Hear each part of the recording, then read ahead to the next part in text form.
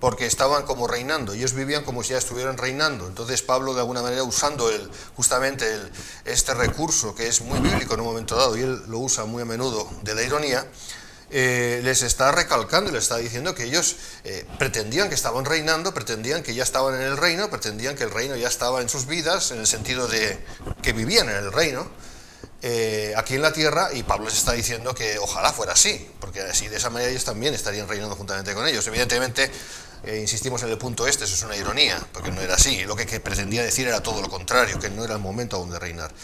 Y lamentablemente es buena pregunta esta, porque nos lleva a la situación actual, nos lleva a la situación del presente, donde muchos cristianos, muchos llamados evangélicos, y no voy a dudar de ello, pero evangélicos profesantes, lo vamos a decir de ese modo, están viviendo como si ya reinaran, están viviendo como que el reino ya está establecido aquí en la tierra, ¿no? Y vemos que el problema de fondo en todo esto es un mal entendimiento, ese mal entendimiento de vivir el presente es por un mal entendimiento de la cuestión del futuro. Es un mal entendimiento de la cuestión escatológica, y de eso tenemos que hablar, porque ese es el tema. La escatología, escatos logos, tratado de las últimas cosas. Y eso es lo que muchos no han entendido bien. Al no entenderlo bien, ¿qué es lo que está pasando?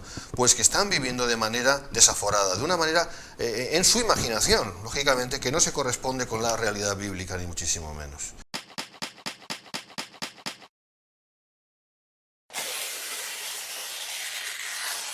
Ese triunfalismo, justamente, de eso estamos hablando, no es baladí asuntos, no es cualquier cosa. O sea, realmente, si lo pensamos bien, es mucho más importante de lo que muchos pueden llegar a pensar.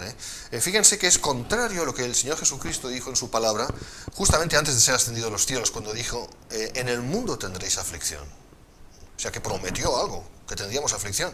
Y sin embargo, muchos de estos cristianos ya están viviendo como si ya reinaran, ¿no? Esa es la dicotomía, esa es la contradicción tan grande que nos estamos encontrando y que lamentablemente es así.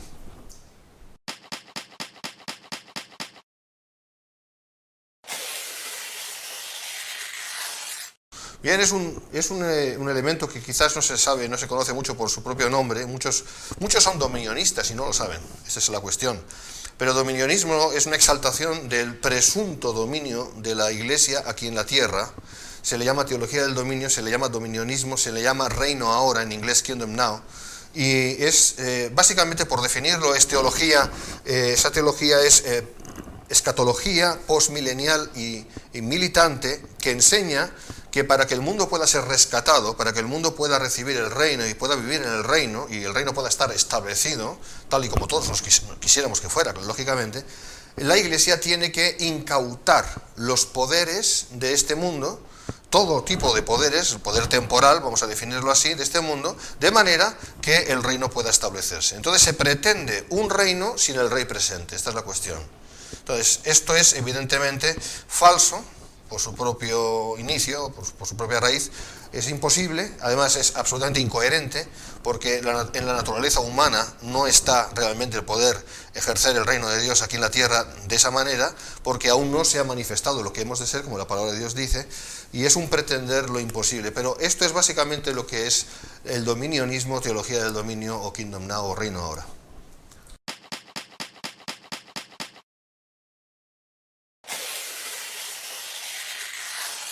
Sí, son palabras un poquito extrañas, difíciles de pronunciar, pero que son muy importantes en cuanto a entender los conceptos, porque si no entendemos estos conceptos no entendemos nada de escatología. Escatología, insisto en eso, es una palabra derivada del griego, es una palabra doble, scatos, logos, y significa el tratado de las últimas cosas, y es el entendimiento de la profecía bíblica conforme la Biblia nos lo enseña. Bien, entonces, el amilenarismo, hablemos primero del premilenarismo. Es un dato importante a tener en cuenta. En los primeros 300 años de cristianismo,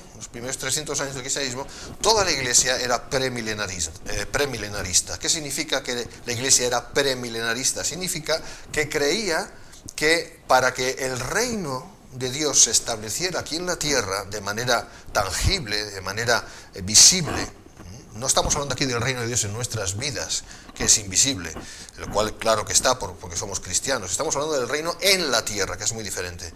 Para ello, los primeros cristianos, enseño y digo, creían que el rey tenía que venir. O sea, el rey tenía que volver y reinar desde Jerusalén y entonces se iba a empezar el reino llamado milenial, del cual la palabra de Dios suficientemente nos habla, sobre todo en Apocalipsis capítulo 20, y eso lo creían, como digo, los cristianos en los primeros 300 años de la historia cristiana.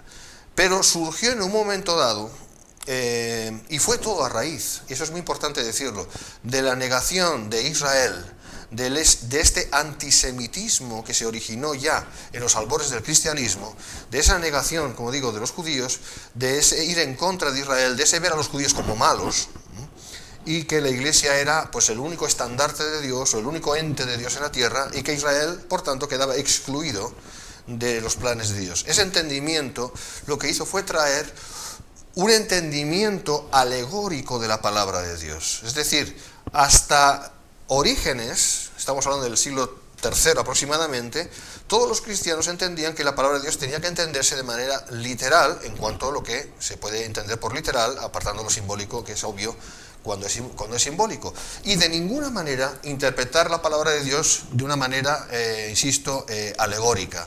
Pero con Orígenes y por la negación de Israel, evidentemente los textos que eran literales en cuanto al restablecimiento de Israel y de que Israel iba a heredar el reino prometido, el reino mesiánico también llamado, o milenial, pues evidentemente al negar todas estas cosas, ¿qué es lo que tenían que hacer? Pues reinterpretar la Biblia, lo cual llamamos alegorizar la Biblia. Es decir, donde había un texto que era cabal y concreto, sencillamente sacar ese contexto, sacarlo de contexto para explicar otro texto, es decir, otro entendimiento de lo que es la palabra en ese sentido. Primero de estos fue, que se conoce, Orígenes, que además era de la escuela alejandrina, era un hombre que era universalista, llegó a creer que todos los hombres se van a salvar, y incluso Dios va a perdonar al diablo, eso es lo que creía Orígenes. Y hubo otros hombres, bueno, pues lógicamente tenemos la persona de Agustín de Hipona, que fue quien introdujo ya lo que es el amilenarismo, y ahí ya respondo a su pregunta, amilenarismo. O sea que por un lado tenemos el premilenarismo, que significa el rey tiene que volver para reinar de facto en esta tierra. Esta es la posición premilenarista. Tenemos la posición amilenarista, que es la que niega el milenio como tal, y en todo caso, como enseñaba Ticonio, donatista del siglo IV del norte de África, este hombre enseñaba que, bueno, que el reino de Cristo es un reino espiritual, otra vez alegorizando la palabra de Dios, y que ya estábamos en el milenio de una manera espiritual, el reino espiritual, encabezado por la Iglesia. Por lo tanto, lo que venían a enseñar estos señores es que, sobre todo está muy reflejado en el libro La ciudad de Dios de Agustín de Hipona, la Iglesia es la que reina. Claro, tenemos un problema aquí. Si la Iglesia reina, entonces el reino reina. Pero hacer que la Iglesia reine, eso evidentemente es una herejía. La Iglesia, que aún no está ni siquiera glorificada, ¿cómo va a poder reinar en este mundo? Es imposible. De ahí que surge el catolicismo romano. Y lamentablemente esta idea escatológica falsa pasó no solamente al catolicismo ya desde la época de Eusebio de Cesarea, Agustín de Hipona, etcétera, al catolicismo que luego sería al poco tiempo el catolicismo romano que todos entendemos, sino que luego avanzó en la Reforma. Y vemos a reformadores como Martín Lutero, vemos a reformadores como Juan Calvino, que fueron hombres de Dios y valientes, pero en la cuestión escatológica fallaron, porque recibieron el legado de la Iglesia Católica y siguieron con ese mismo legado. De ahí que muchas de las denominaciones actuales que vienen de la Reforma o reformadas aún tengan esta teología amilenarista. Y luego usted habló de la cuestión postmilenial, si no recuerdo mal, ¿verdad que era la otra pregunta? Es una pregunta muy larga, evidentemente, pero es importante ir paso a paso. El postmilenarismo es lo que es realmente, está basado en la doctrina del reino ahora, es decir, el dominionismo. Es una vertiente más activa, más militante de lo que es el posicionamiento amilenarista, porque enseña, como dije antes, que el reino es ahora. Y eso pues lo enseña pues muchos de los llamados apóstoles hoy en día, que son falsos apóstoles, muchos de ellos, falsos profetas. Eso viene ya desde unos años a esta parte y se ha introducido terriblemente en el seno eclesial y realmente está haciendo bastante daño.